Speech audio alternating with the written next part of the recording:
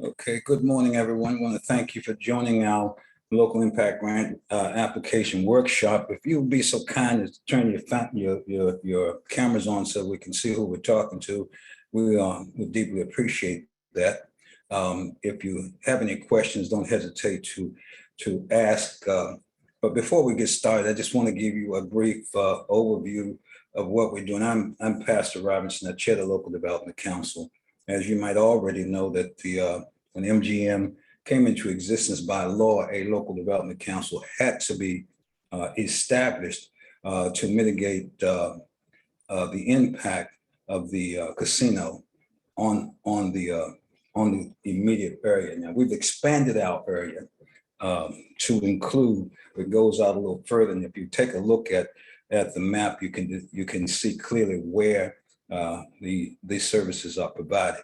I want to just make it real clear. I want to stop for a second and talk about the grants process. We have several different committees. We have a grant selection committee, which is the first group that you would be subject to in winning an award. And then behind that, we have what's called the oversight committee. These are people who will be checking with you should you be successful in winning a bid. They will be checking with you to make certain that you are spending the monies the proper way. This is not a giveaway. It's extremely important that you understand that the uses of this money be used directly for what your 501c3 will provide in services to the community. Very, very important that you understand that. We've had to send numerous applicants to the audit inspections, and you are subject to utilizing this money the proper way. So we need you to understand that very clearly. So should you win a bid, you will be asked to submit twice a year the use of the money, how you used it, where you spend it at, those kind of things. So it's very, very important that you understand that. But beyond that, Kanika will give you a clear overview of what we're doing, how we go about doing it, and to help you to successfully get through this process. Again, we'd like all of you who are with us, if you would please turn on your cameras so we can get us, so we can see you, talk to you. And if you have any questions during the process, I will allow Kanika to do that. Kanika, I'll just turn it over to you. All right, well, thank you. Good morning, everyone. I'm going to go ahead and share my screen. We have a presentation for today's workshop, and then we're going to go through the actual application. So I believe right now everybody can see this teal PowerPoint. So welcome to the workshop. This is the 2022 Local Impact Grant application.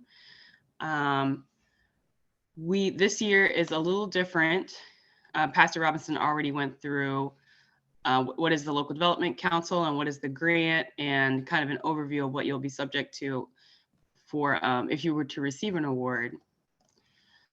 What we're going to go through in this workshop this time around is the timeline, an overview of the application, the supporting documents that you'll need to submit with your application. There's a new electronic portal this year. Instead of getting a bunch of pieces of paper and then submitting that in a PDF, we're going to go through that step by step. All the other reporting requirements and any reminders and questions at the end. I'm going to ask that if you have any questions that you either put it in the chat, and if it doesn't get answered in the chat, send us an email, and there will be an email at the end of the presentation. So maybe if as you're going, put a question in the chat, or write your question down. And if it doesn't get answered, you can send us an email by the end of the presentation. So first off, the timeline for fiscal year 22. After the grant's been announced, today is the workshop. Your application is going to be due on March 18th. It's a Friday. A month later, April 18th, we will notify people who have been disqualified for the grant, or if their application is complete, and they'll move on to the next step. The LDC will have a little over a month or two to actually review the applications that made it through the first step, meaning that If you make it through the first step, that means that you had everything you were supposed to have in the application. All your supporting documents, everything in the application was filled out correctly.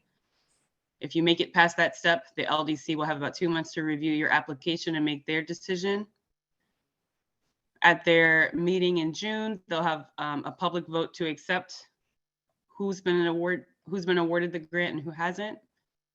And then we'll notify, see here we have June 17th. These dates are a little flexible, but by the end of the year, by the end of the fiscal year, by June 30th, we'll have awarded and notified awardees and disperse those payments. But again, these latter dates are a little flexible. Okay, so we have a new portal this year. Again, we're going to go through an overview of the actual application, and then we're going to walk through the portal step by step. But this is what it looks like.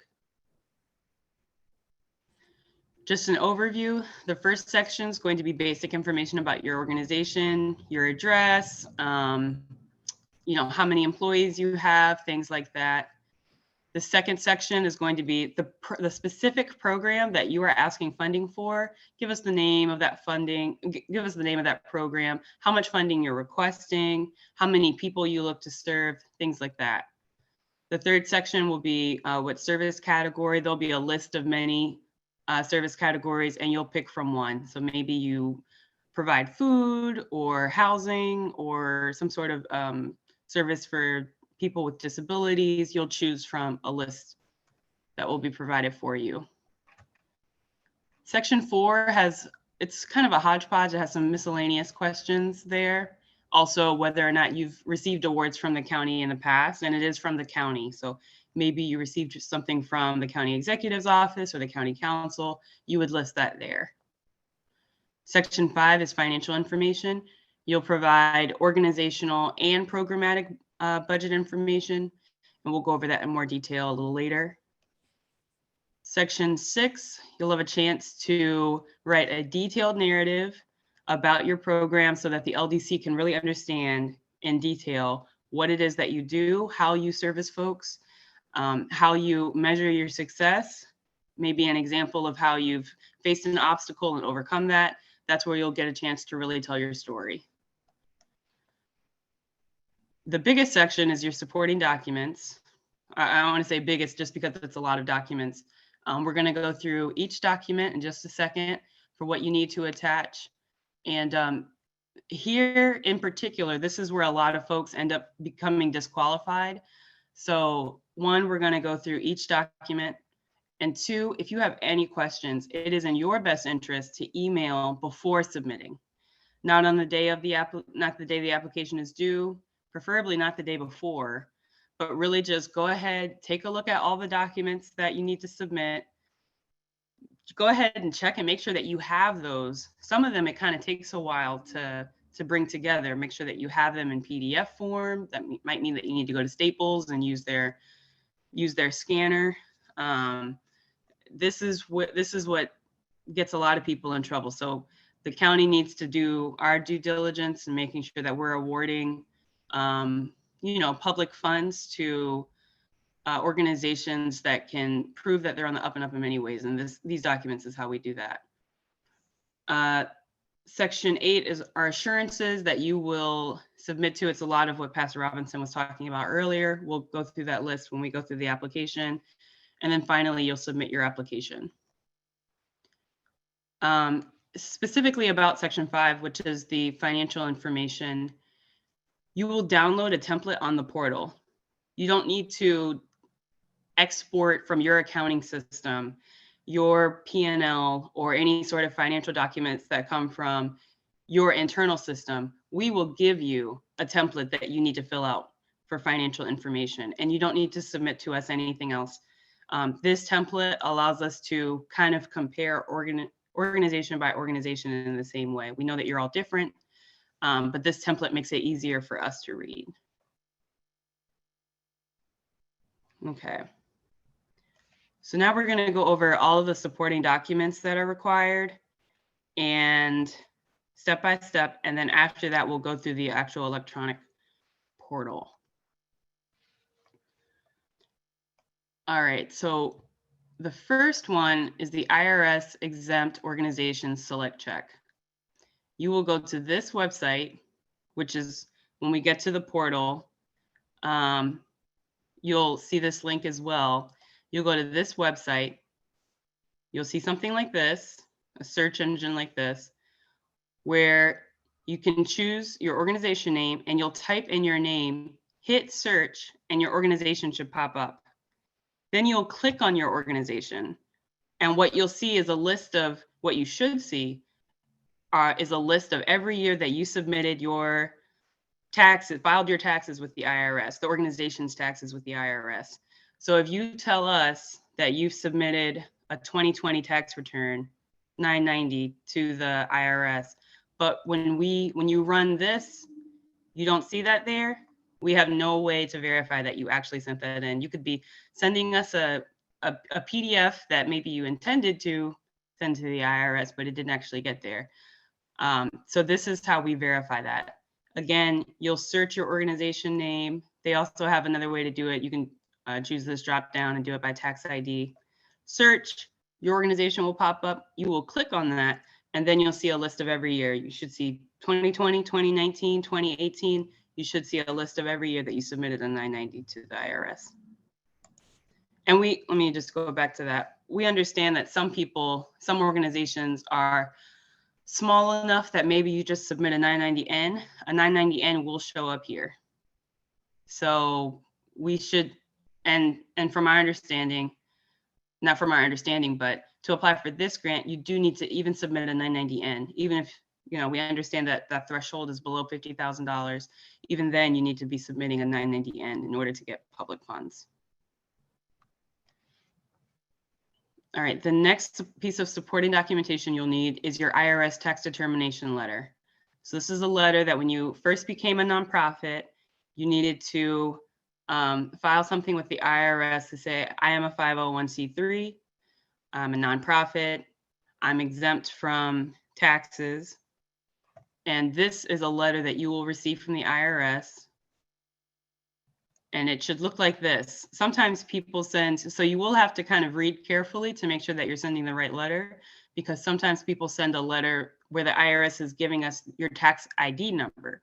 We don't need that. We need the letter from the IRS where it says that you are a 501c3. And it should have the date on there. It's generally stamped. And it'll say here that you qualify, the IRS has determined that you qualify as a 501c3. So just make sure, I know it's easy to get messed up. I'm sure you guys have a lot of documents. Make sure that you're sending the right letter. Number 3 is a certificate of status or a certificate of good standing. This tells us from the state of Maryland's perspective that your organization is in good standing with the state. We understand that you guys are nonprofits, but we know that there are still some things that you have to file with the state to make sure that you're in good standing. So this is what you would do. In the application, there will be links. So if you're incorporated in Virginia, there's a link to the Virginia page. If you're incorporated in DC, if you're incorporated in Maryland, there will be the separate links for that. This is what the Maryland one looks like. You don't have to pay. As you can see, we're accepting the screenshot. So same thing, you'll click on the link. It'll take you to a search bar. You'll put in your organization's name. You'll choose your organization, and then something like this should pop up. And down here, it says whether or not you're in good standing. If you weren't in good standing, it would say, this business is not in good standing, and it would be in bold. We want you to be in good standing. So that's a good thing to check today. Check the website today. If you're not in good standing, you still have the opportunity to fix that with the state. Call them up. What do I have to do to be in good standing? Fix that, give it a week or so, and then rerun it, and you should be in good standing. So that's a good thing to check today. That's not something that you want to try to fix a day before the application is due. And we just want to note, because we know this has kind of been a thing the last couple of years, the LDC is not looking for, and the count, I think in several applications, through the county. We are not looking for charitable registration from the state of Maryland. So this is something entirely different. Although this does say that this is coming from the Secretary of State for the state of Maryland, it's saying that you are a nonprofit that's allowed to seek funds from other people. That's not what we're looking for. We're looking for something from the Maryland Department of Assessments and Taxation, which is separate from the Secretary of State, that says that you're in good standing with the state. That's what we want, not that you're allowed to receive funds. So I'm just going to go ahead and check the chat just to make sure that there's nothing pressing. So just give me a second to read through the chat really quick. All right, which page should we include from the IRS search? You're going to do the IRS search, and hopefully when we go through the electronic portal, we'll see this as well. But you're going to do the IRS search. You're going to search for your organization. You're going to click on your organization's name, and then a list is going to pop up with every year that you submitted a tax return, and you're going to PDF that page. So that's the page that you should include. All right.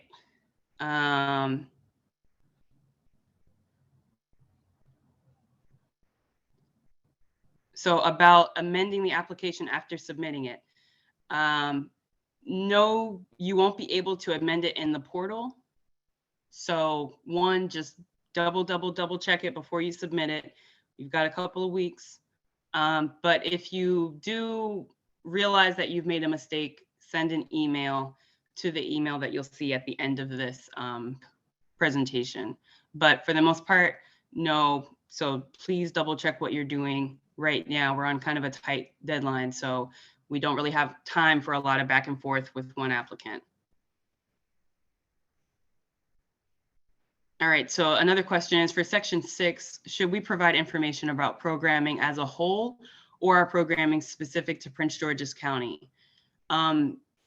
I would think that your programming as a whole might be like a sentence or two just to introduce the LDC to your organization, but you should mainly be talking about the programming that's specific to Prince George's County, and really more specific in that, the programming that's specific to the radius that the LDC is really looking to impact. So, the LDC really wants to award these funds to organizations that are doing work within the local impact area. And so to the extent that your organization does work there, that's where you really want to highlight what you can do to service that particular area.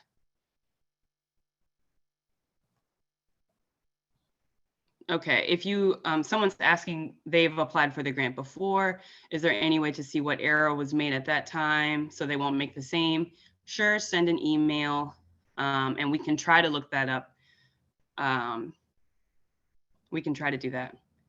Is Friendly High School a part of the radius? We'll show later in this presentation where there's a map that the county actually has to speak to what is in the radius and what is outside of it.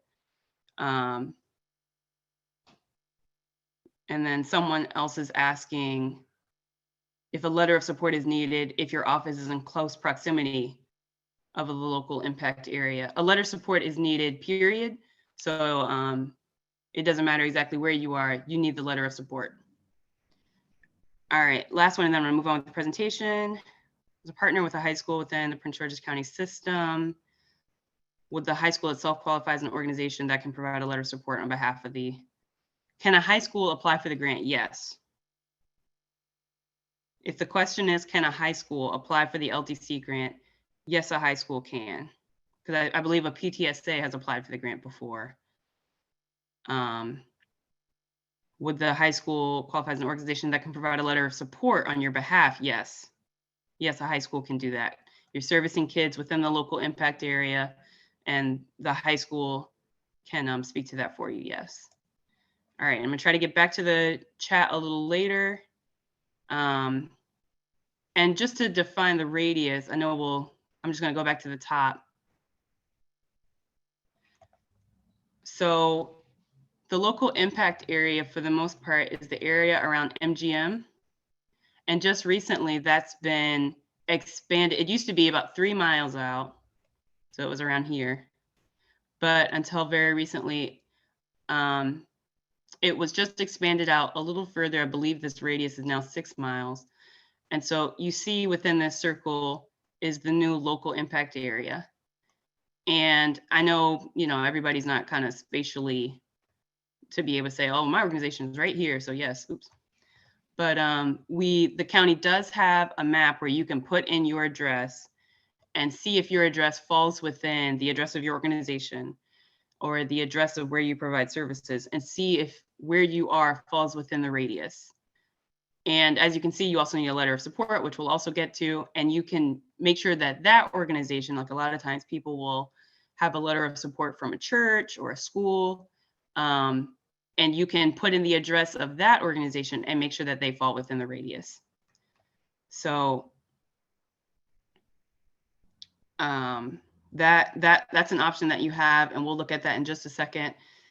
Can a letter of support come from a school principal as opposed to the PTO? Yes, it can. We consider the principal an agent of the school. All right, I'm gonna get to the letter of support in just a second because I'm going through all the documents. So we did the certificate of status. To go over the financial information, the financial statements that will be needed. I know this is a lot of text. This presentation will be provided for you, and please read through it, because I know, especially if it's your first time, 45 minutes might not be enough for you to soak all of this in. So the presentation will be provided for you. Please read through it, and then please send us questions if you have any. But about the financial statements that will be needed from you, you need to submit a 990 or a 990 EZ or a 990N.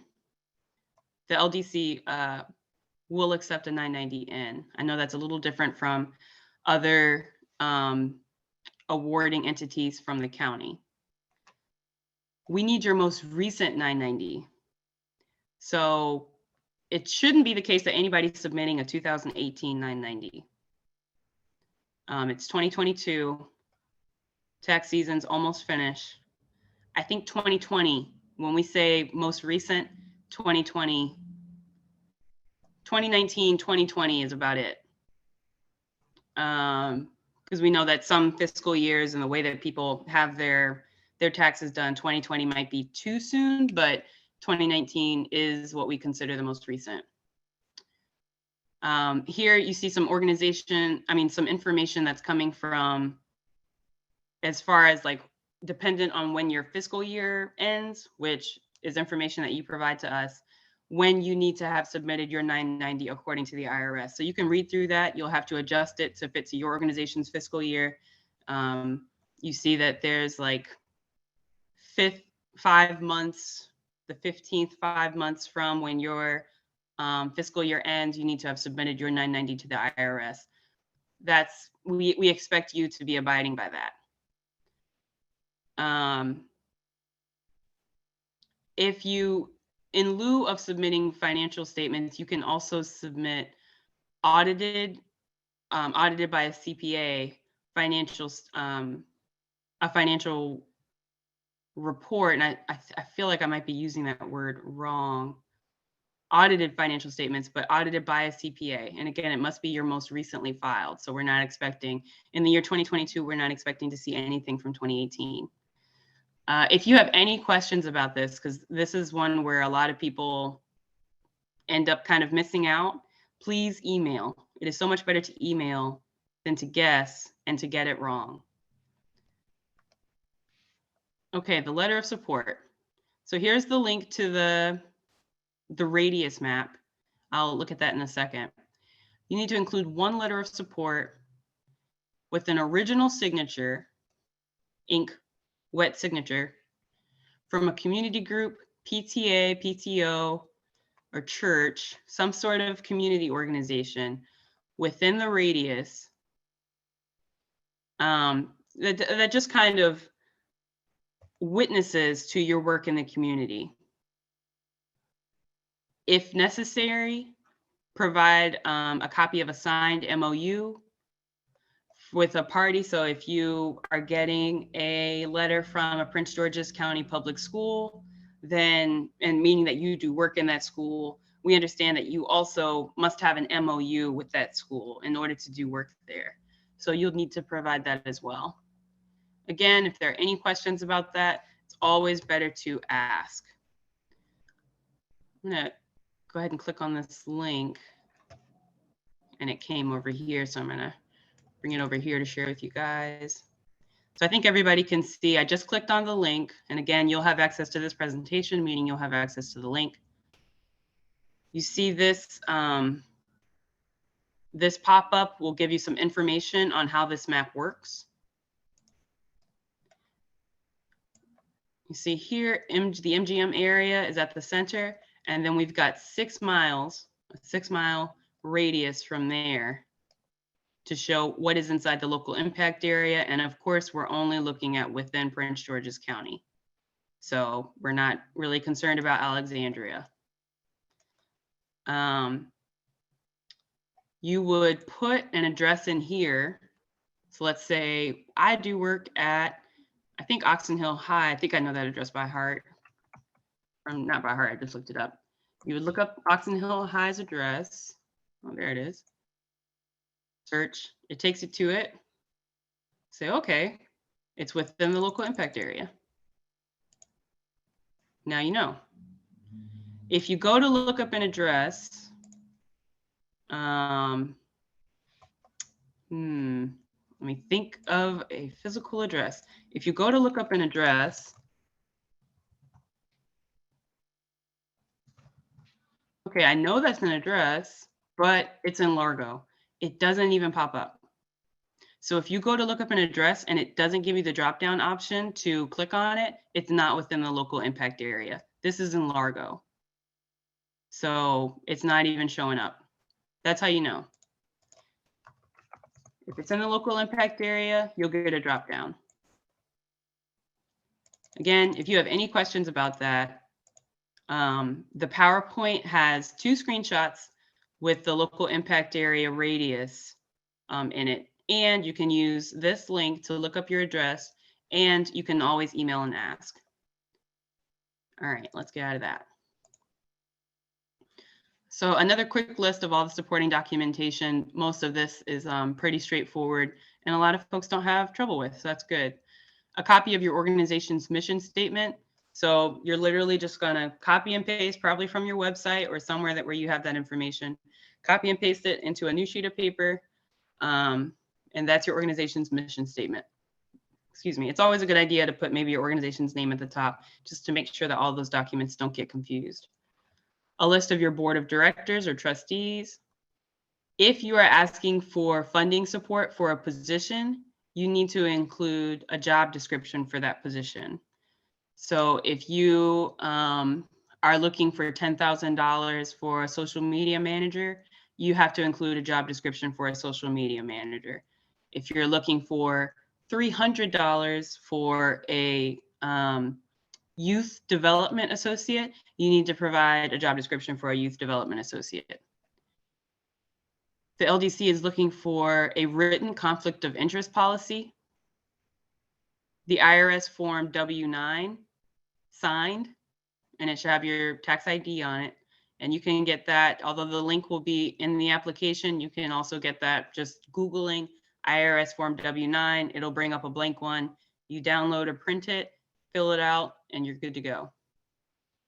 Prince George's County's ACH enrollment form. The link is there, and we'll go through that when we go through the application. And we need you to verify if you already have an SAP number with the county, you need to provide that. And so this is pretty much the very first thing that you should do after this call is over. Send an email to the email that you'll see at the end of this presentation, PGC LDC grants. Send an email. Hi, I need to verify my OMB Hi, I need to verify my SAP vendor number. OMB will look that up, send you an email back saying this is your vendor number and you're good to go. let's just go with, don't assume you know what your vendor number is. Send the email, because we've had people submit vendor numbers and it's actually a vendor number with Prince George's County Public Schools. We're two separate systems when it comes to financially like that. So you might say, hey, well, I've received money from the county using this vendor number, but it's actually from another, or people have sent us vendor numbers from the state. We're completely, financially, we're different entities. So it is best to email and be sure. If you know that you have not ever registered as a vendor with the county, then you need to complete the SAP vendor request form, and the link for that will be in the application. And it's also here. So if you know that you need a vendor request, you need to complete that registration. It is not immediate.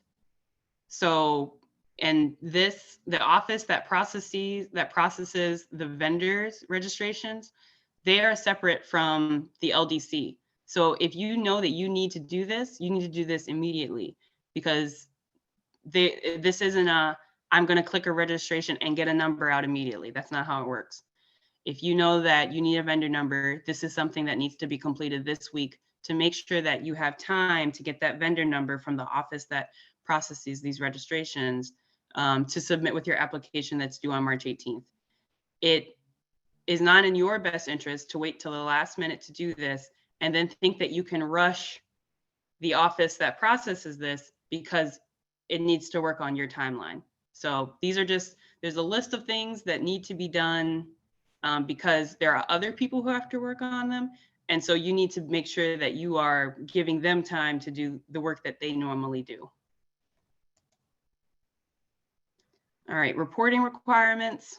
Like Pastor Robinson said, you'll be submitting at least 2 reports to the LDC if awarded the grant. The specific due dates will be in your award letter, again, if awarded, but you'll submit a midpoint. So 6 months from the award date, you will get a, 6 months from the award date, you will submit a report to the LDC saying how you spent your funds. There'll be a financial section and a narrative section answering some questions about how you spent your funds and how things are going.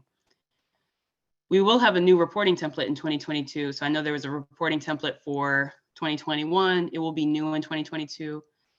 And according to the assurances that you sign in the application, again, that was section 8, I believe, the LDC reserves the right to programmatic evaluation, site monitoring visits, and to request general ledger detail and receipts as supporting documentation for reports. So the LDC just wants to make sure that the work is being done, and they also, you know, want to see the work that's being done and congratulate people that are doing great work and see where they can help more. And this is some of the ways that they do this. Some quick do's and don'ts for the application. One of your first things to do is to contact OMB through this email. Here's the email that I'm going to put in the chat now. First things you need to do is to verify your SAP vendor number. Let me go ahead and put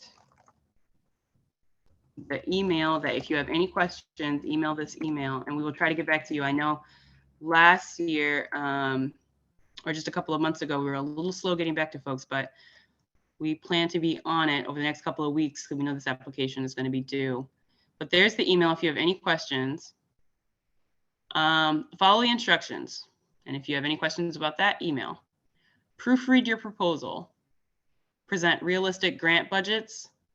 You know, you've got a good number of intelligent people reviewing your grant applications. So, great. That says what it says. But you do have real people who are really interested in this work looking at your application. So just a thought to your grant budget and the work that you're actually doing. Be as clear and detailed as possible. And another good thing to do is to address sustainability after the grant is over. So this grant lasts about a year. The max you can be awarded is $50,000. knowing how your work plans to live on outside of the grant is a big factor to the LDC. Again, here's the email. I just put it in the chat. Please don't wait until the last minute. Ultimately, it's not good for you. Please don't forget to include the required supporting documents. Double check that, triple check that. Don't make assumptions. It's always better to ask. And again, I know some people might feel a little frustrated. It took us a while, kind of in the off season for the LDC application process to get back to some of those emails, but we'll be much more on top of it now that the application process has started. And don't copy anyone else's grant. The LDC reviewers are looking at this pretty closely. They will know. All right, we're not quite through. We're gonna go through the actual application. I'm gonna go through the chat really quick to see of any other outstanding questions. So let's just spend 5 to 10 minutes doing that. Does the letter of support have to come from an org in the radius? Yes. If we partner with more than one organization in the impact area, should we get more than one letter? Get a letter from the orgs that you collaborate with when it comes to the local impact area. You can list the others in the narrative. If you work with more than one org in the local impact area, then the LDC only requires you to have one letter. If you have multiple, that's great, but the LDC only requires one. It appears the map is not functioning properly. Google Maps says Friendly High School, but the map does not find the school's address. We're gonna go with the map. I just used the map. So maybe that's something worth emailing about. I just used it, so it seems to be working. But if you're saying that you looked up Friendly High School and it's 5.3 miles from MGM, I wonder if maybe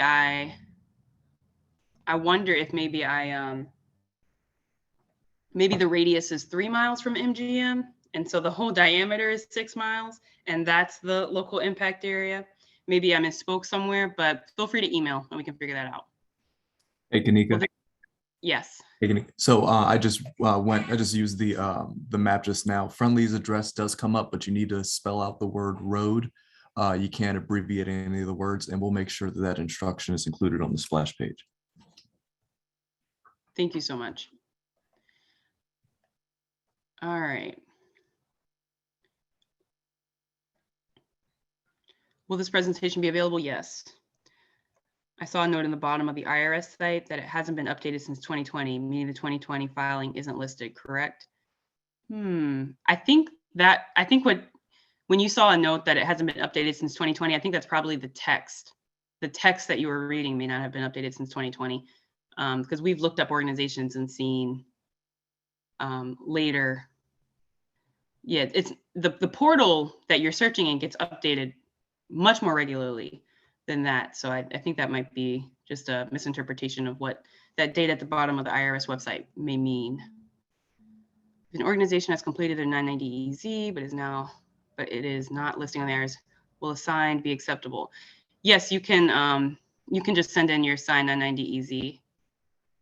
I assume that that's for like 2021 that you're talking about, because 2020, assuming that it's been sent in, we know that the IRS site does take a little longer to update, but yeah, I just don't know what year you're talking about there. What is the email to contact your office? That's been submitted. Can the letter of support come from a business in the impact area? Oops. Can it come from who is providing support to the nonprofit? I think that's fine. But if the LDC has any qualms with that, I'm sure they'll reach out to you, but immediately I don't see any problems with that. For the certificate of status, ours assigned in 2019, is this acceptable? I don't think that it was specifically said. I think we've said it. Oh, here we go. See at the bottom here? Sorry, I didn't point that out. The date of the printout must be within 6 months of submission. So your certificate of good standing needs to, here we go. The date on the certificate must be within 6 months of the application submission.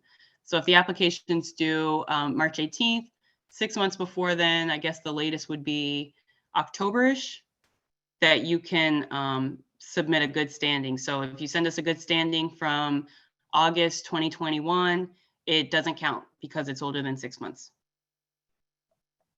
And again, I tried to be thorough going through this presentation, but please read through it before submitting. All right, trying to get back to where every time someone sends a message, I kind of lose my spot in the chat. What is the SAP number shelf life? It shouldn't change. I mean, especially within the last couple of years, it shouldn't change, but it does not hurt to check. It is 100. It's so easy to check. We really do get back to you really quickly with that. Please check. But if last year you had one, it should be exactly the same this year. Is there a list of eligible expenses? No, not really. As long as your expenses go towards the work that's for the the local impact area and for what you submitted your application for, those are eligible expenses. This is the email to reach out to in order to verify. Yes, the email that I put in the chat is also where you can verify your SAP number. It is also the email that you can use to send any question about this application whatsoever. May I ask, what were the determining factors to expand the radius from 3 to 5? I will take you to the LDC to determine that. I don't know what was behind that. There was a meeting about it, and I think they spoke about it, and there should be notes. So that can answer that. If we partner with more than one school, do we have to have letters from each school? The LDC only requires you to submit one letter of support. If you want to provide more letters of support because you work with many organizations, you can do that. I think it only helps. It's online training and eligible activity. If your work supports people who are in the local impact area, then yes, but I understand that the online presents, the whole virtual part presents a problem since the LDC is so focused on a particular area. Feel free to send an email about that, just so that we can be sure that we're very, I can't speak to something like that in this kind of setting, but send an email.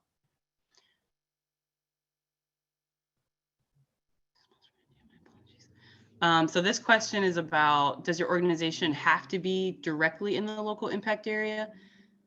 The organization doesn't have to be directly in the local impact area, but the work that you do does have to impact the local impact area. So you might be in Hyattsville, but you service kids or people who live in Oxon Hill.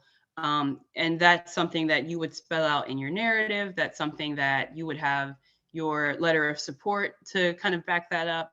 So the organization does not need to be housed in the local impact area. It does not have to be. Okay, how many awards will be rendered?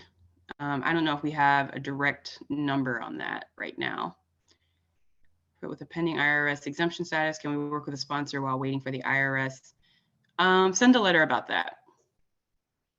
Send a letter about that. That way we can be sure to give you the right answer. Did the statute change? Sorry, I'm not sure what statute you're talking about. What if our organization serves the entire county, provides scholarship to Prince George's County students? That's fine. I think we just want to show, I think you just want to show exactly how your organization serves people within the local impact area, because so then if you have a list of all the people that you've served in Prince George's County, maybe narrow down to the people that you've served in the local impact area. And that's going to start to get really specific, and I don't have the standing to give you super specific advice when it comes to that. So send an email and we can have the LDC get back to you on that. The law says 3 miles.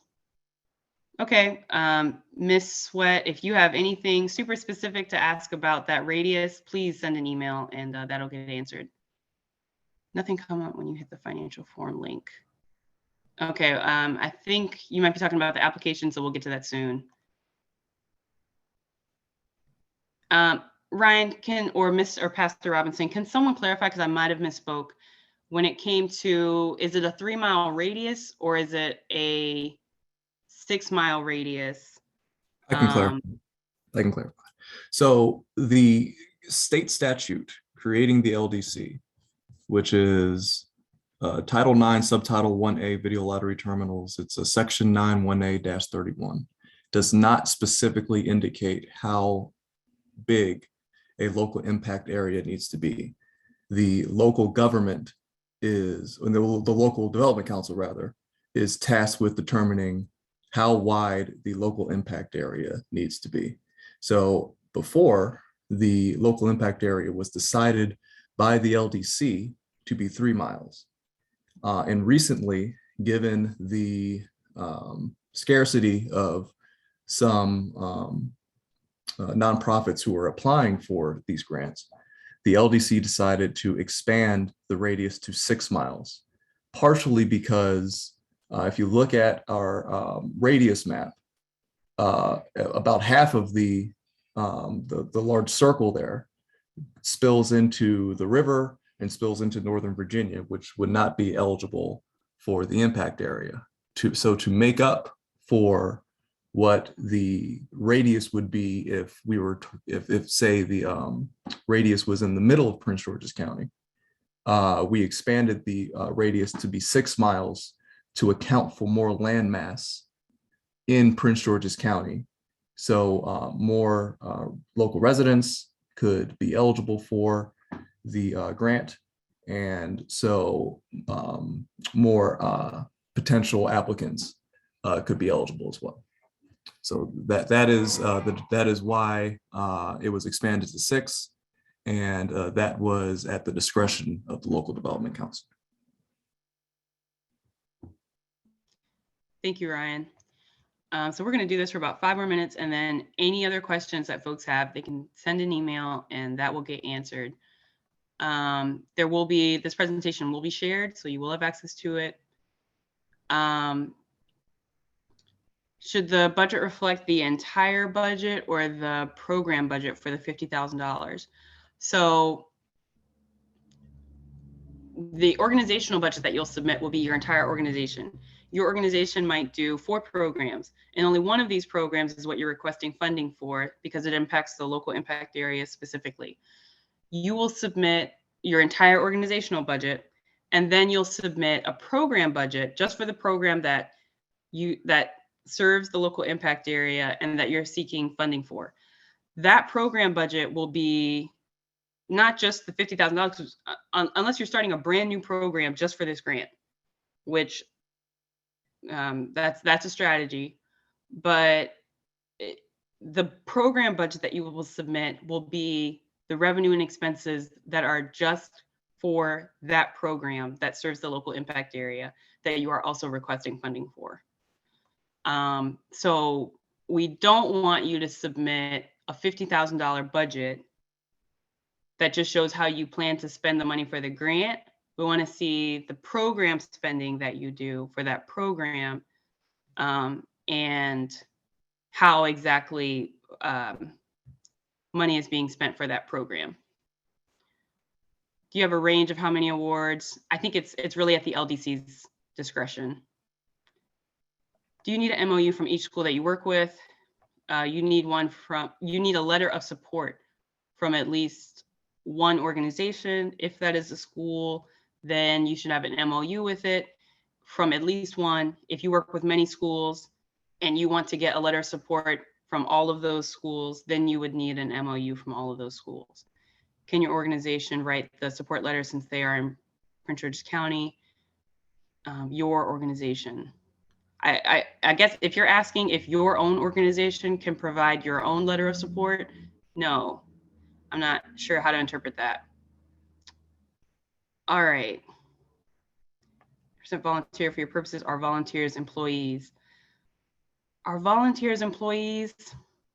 I'm gonna let the LDC get back to us on that. So please email that so that we can make sure to get you a response for that. All right. We're going to go to the actual application. Again, this year it is an online portal. It's the same application for the most part. It is just online. So you're going to have a link that takes you to this page. I believe everybody can see. Yeah. You're going to have a link that takes you to this page. Below, it's going to give you some information about the grant, eligibility, how to apply. It's due on March 18th. Here are all the documents that you need before you even get in there. And a reminder. Also the email, or if you have any questions, this is where you can send us an email, and a list of FAQs. So you can start the application. If you start it and get through the first section, you will receive an email with your applicant ID. So if you think that you started the application, but you don't get an email with your application ID, you didn't do it correctly. So you might need to do it again. So we're gonna click this start application button, and it's gonna take us to the first section. You have to get through the first section first in order for it to give you an application ID that you can then use to get back into your application if you just kind of started it, did a little bit in there, and then wanted to go back to it later. So you'll click this, do the first section, it'll email you an application ID, and then you can take that ID number and put it in here. Oh, I'm sorry, I might have misspoke, but this might be where you just check your status. Oh no, you can continue the application here too. So you put your application number in there, and if you haven't submitted it already, you can resume with completing it. Once you've submitted it, you put your application ID in here, and you're just checking the application status. And for the most part, once you submit it, it's pending until the LDC awards, which again, would you look up back at the timeline, that won't be until June. So if you go to check it in May, it's just going to say your application is being processed. So we're going to start our application. Oh. Okay, see, I just you saw it came up, it didn't work. I backspaced, I refreshed, it started working again. All right, I'm just going to fill this out just as if I'm an organization trying to submit this. I'm making this up as I go. Care for Kids, you're going to fill out everything here. Pretty much everything has an asterisk. So you're going to have to fill that out. You're filling out your tax ID number here, your phone number. The mailing address might be different from your local impact area address. We understand that. Your organization might be in Hyattsville, but you have a little bit of programming at Oxon Hill High. And so you would put Oxon Hill High's address here because that's where you do your programming, even though your organization is in Hyattsville. So I'm just gonna making something up, but we're just filling this out because I don't have an application ID number yet until I fill out everything here. And now, so that's where my organization is located, but I service people who go to Oxon Hill High. I gotta put that address in there. And I don't know what the area code would be over there. The executive director's name, who's not necessarily the person that we would contact about this grant. And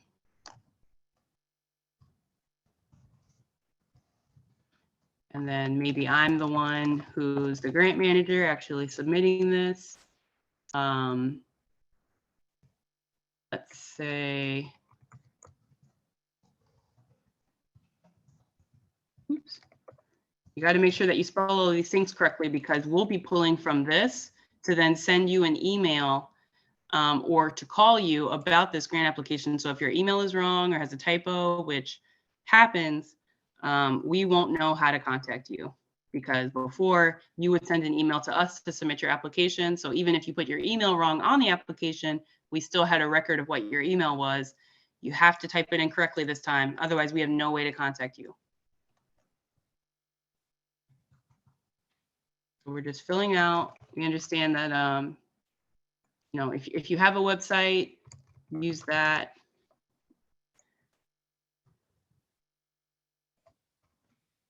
All right, your hours, it says just 9 to 5. That's your budget, and this is your fiscal year. All right, here's my application ID. You should also receive an email with the application ID. If you don't get to this part, you don't have an application. Maybe you filled out all of this, but you didn't hit save or you didn't fill it out correctly. And so it gave you an error up here. It's going to be green. It's going to tell you it saved successfully and that you have an application ID. Now you're just going to go through, you see how I can click on these green subheaders and the next part will come down. Here you're putting in your program name, what it is that you do. Again, I'm just moving quickly through this.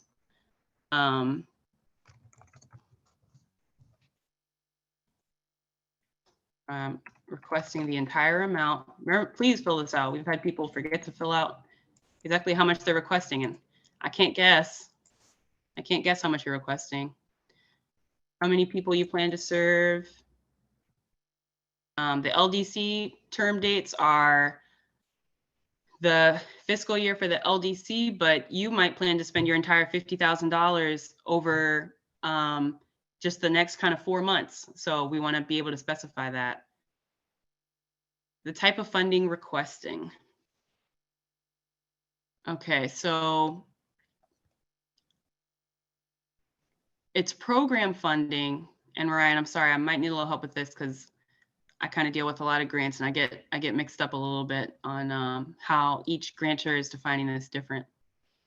But if your organization is physically located within the local impact area's radius, then you have the option to request general funding.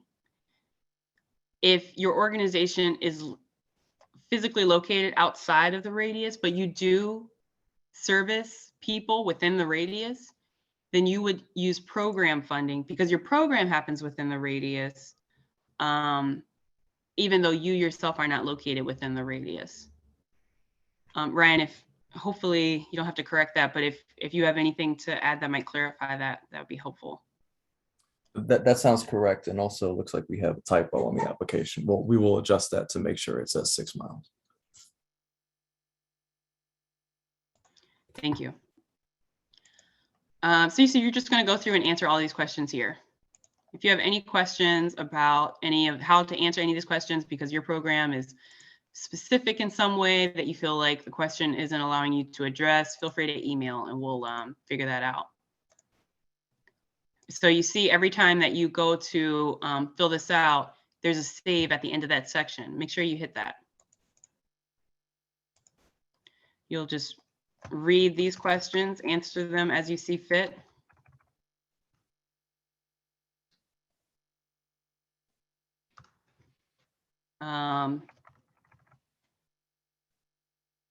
If you have any questions about misunderstanding something or just email. Sorry, I want to get to this. Section 5, the financial information. Here is the template that you will download. It's hyperlinked. You'll click it, you'll download it. This will come up. You'll fill this out and re-upload it. So that means you'll have to save it onto your device and upload it back into the portal. So this is the template that we're giving you. So everybody's using the same template. You'll download it, fill it out, save it onto your device, and upload it back into the portal. Again, if you're requesting salary and wage information, then we want to know exactly which positions the LDC is funding or choosing to fund. So the name of the position, social media manager, is this person full-time or part-time? And then how much, exactly how much are you asking for that position specifically?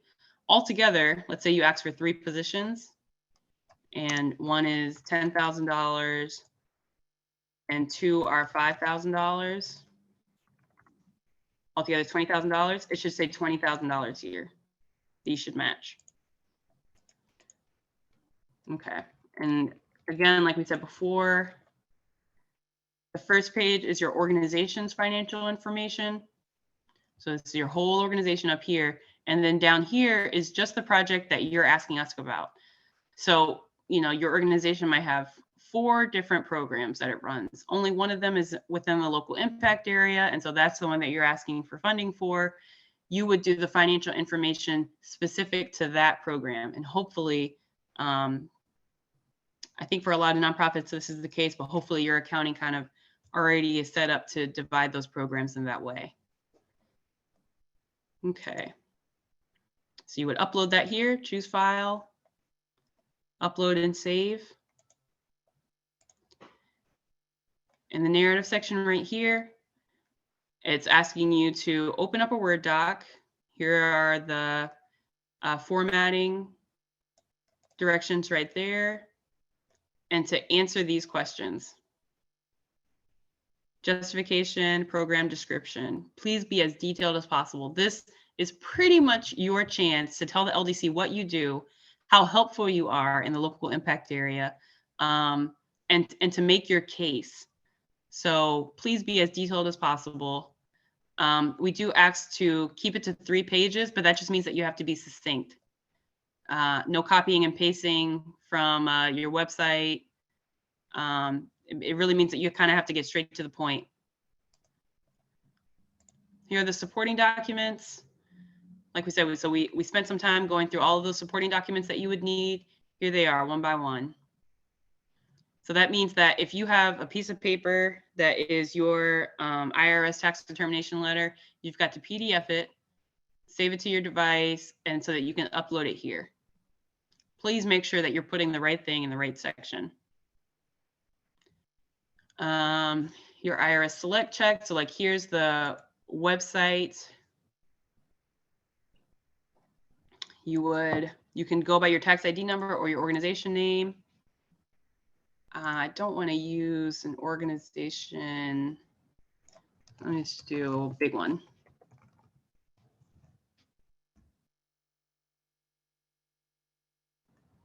All right, here's all the Catholic charities that exist. I'm just going to pick one in New York.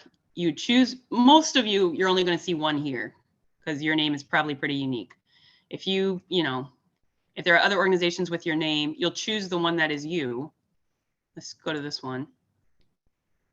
And this is where you see, okay, they submitted their 2020, their 2019, their 2018. So, and then that's when you can print this to make it a PDF. And you can either actually print it or you can print and then do the save as a PDF.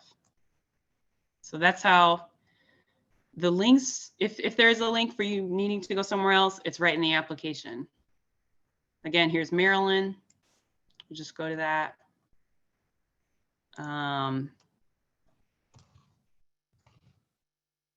You would search for your organization. I'm just literally choosing one. This is all public information. Well, I guess maybe I shouldn't choose one that's gone.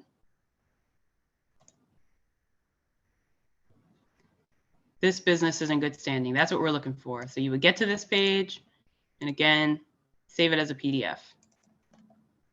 That's what we need. We don't really want this. This is just a search result. We want to know about your organization in particular. So you gotta click into your organization in particular. You would upload your trustee stuff, your IRS Form 990, job description, conflict of interest, W-9. I think this is just an example of the W-9. Oh, nope, that's the actual template. Okay, the letter of support and the ACH form.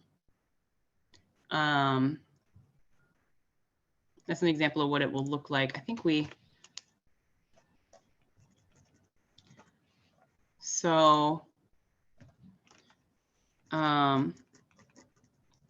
is the portal. I think it's pretty user-friendly. You'll go through the assurances. Please read this. And then you can print a copy of your application just so that you have a copy of what you're submitting to the LDC. It's just good to have. And then you can submit it. Once you submit it, you won't be able to make any changes. This will give you the ability to, write down your application number. And again, you should receive an email with it. It will give you the ability to start, stop, go back in, come back later, things like that. You just need to make sure that you save at the end of the section. you don't save, it can't save it for you. You have to press the save button at the end of each section. All right, that's pretty much the application. I think it's pretty user-friendly. It is new. So we'll all figure that out together.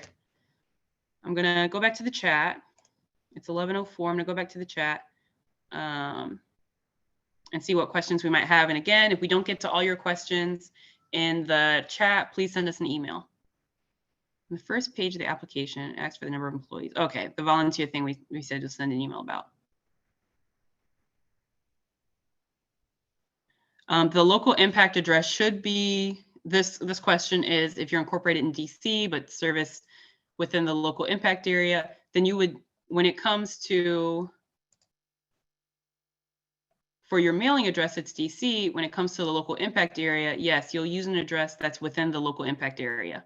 That's why we have those two addresses there, because we know that not everybody's in Prince George's County at all. And they're definitely not everybody's in the local impact area, but we know that you might serve people who are. That's why we have those two different addresses.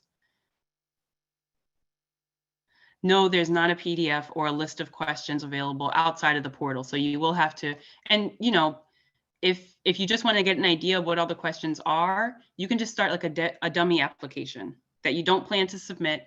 You just want to get in there, make something up like I just did, so that you can get in here and get all of the questions that you need before you go in there for real. So that's an option for you.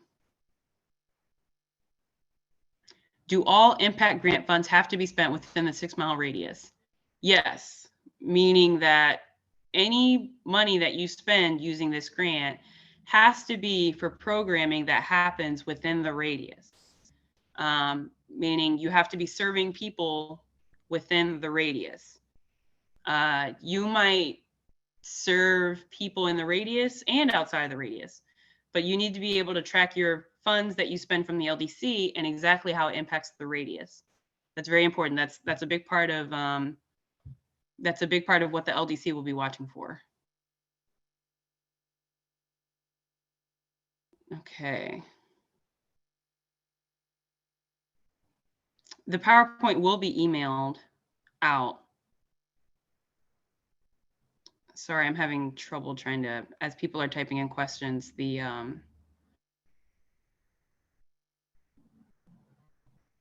So Kanika, this is Dr. Lattimore. Can I make a comment to the audience? Sure, go ahead. So good morning, everyone. So I am on the Grant Oversight Committee.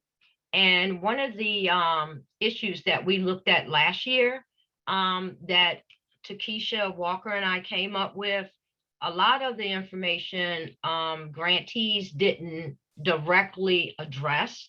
So I just want to comment, if you keep these 5 things in mind, if you do the what is it that you're trying to do within the local impact area? When are these services going to occur and how? And why is the program needed? Where is the program being held? Who is it impacting, and what that impact will result in for those individuals? Who does it benefit, and how does it benefit the Prince George's County system as a whole?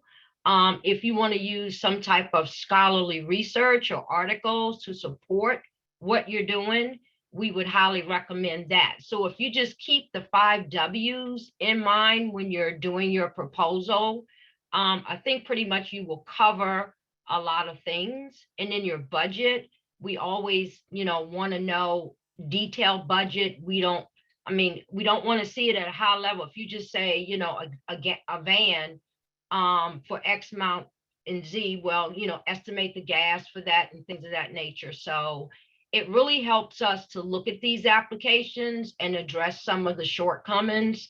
So I would highly recommend, if you keep those, the what, when, where, and why, you probably should cover just a lot of everything in the application. Thank you, Kanika. Thank you, Dr. Lattimore. Some of these questions, I think, like about the virtual, we really email about that because I don't have a response for you right now. So if your programming is virtual, please send an email just so that we can get a response from the LDC on exactly how they want to handle that. Is the grant budget overall program or organization budget overall? So please don't show us how you in these that you'll be submitting. Please don't show us how you plan to spend the 50,000. Show us your whole program budget. I think we saw this morning that the financial template link doesn't work. That's being fixed. The presentation will be emailed and will be on the website, the LDC website. Does a capital project have to be within the radius? If it is outside the radius and serves people who reside within the radius. If a capital project is outside of the radius but serves people who are within the radius. How about email about that? I don't have an answer for you right now. Previously, the letter of support needed to be from a community-based or other business org. Is it okay if the letter of support come from a school? Yes, that is okay. Okay. Are you requiring the MOU be submitted with the application? Yes, please. It should be submitted with your letter of support.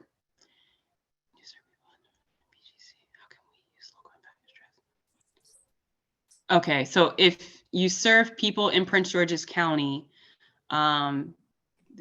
who live in the local impact area, but you don't have an address there and you don't want to use their personal data, that's a good point. I don't have an answer for you right now. I guess we haven't run into that problem yet, but please send an email about it and we'll figure that out. Can I inject here for a second? Yes, please. I think there's a question asked, how many grants would be the grant? That depends on how many people make it through the process or get through Office of Management Budget.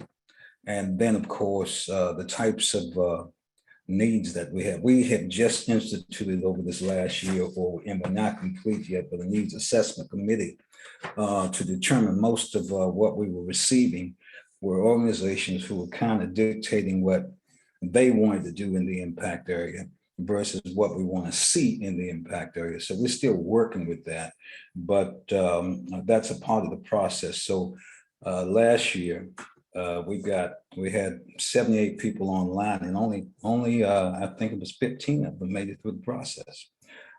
We actually did not spend all of the funding that we had, and then there was one organization that gave the funding back because of COVID, and they couldn't do what they were trying to do. So it just depends on how many applications we get, the type of services we want to see in the area. And so it's a combination of things. So we can't really ask the question, how many grants will be awarded? It depends on you getting through the process. It depends on how many people we had. As I said, last year, we had 76, 78 people online, and only 15 of them made it through the process. So it just depends on what the services are, whether you get through the Office of Management Budget. And as Kimberly has pointed out, it would be very important for you to be as detailed as you possibly can, answer all the questions and not get kicked out of the process for some small detail. And thank you, Tanika. That's all I wanted to say. Sure. I'm going to try to get through a couple more questions, but again, if your questions are answered, please email. If you submitted your application already, how about resubmitting it? Or if you need to make just a couple of changes, then send us an email and we can figure that out if it's just a couple of changes. Otherwise, might have to submit a brand new application, but just send us an email. As people submit, it kind of revamps, so I end up losing my space. Yep, if folks are having program budget, organizational budget means your whole organization. Program budget means the budget that is just for that program. So your organization might give out food, homework help, something else. And each of those are kind of like separate programs. That's how a lot of nonprofits work. And then if you're asking for funding just for a particular program, which is the one that would service the local impact area, you need to submit a budget just for that program. Other than that, yes, an application can be funded for less than was requested. that can happen. You can submit an email with the general description of your project and see if it fits into the goals before you do an entire application. Yes, you can do that.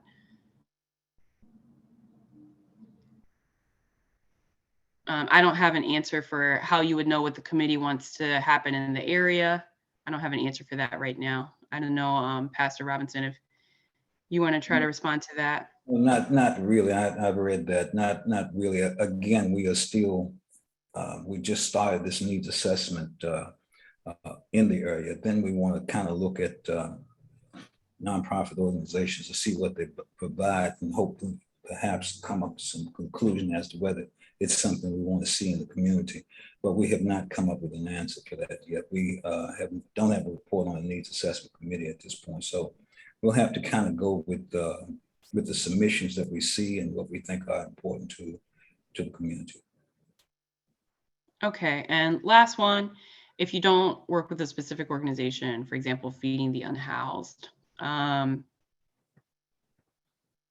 So the LDC doesn't not work with any particular organization. You'll just have to submit your application and they'll read over it.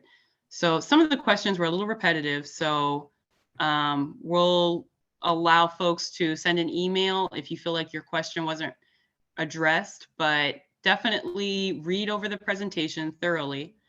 Go through the electronic portal. You can go through it without submitting. So you can start one and just kind of get a sense of all the questions, make sure that you have an answer for them all, and then see if you have any questions, and feel free to send us an email. Thank you for attending today's workshop. We tried to address all the questions. I think we did. Again, your application is due on Friday, March 18th. Thank you so much for attending the workshop. We hope to see some complete workshops that really speak to what all of your organizations do so that the LDC can learn about everything that's going on in this area and how they can find great organizations that are doing great work. So thank you so much for attending. If you have any unanswered questions, please email and we will address it there. But thank you so much for attending. Good luck on submitting your application.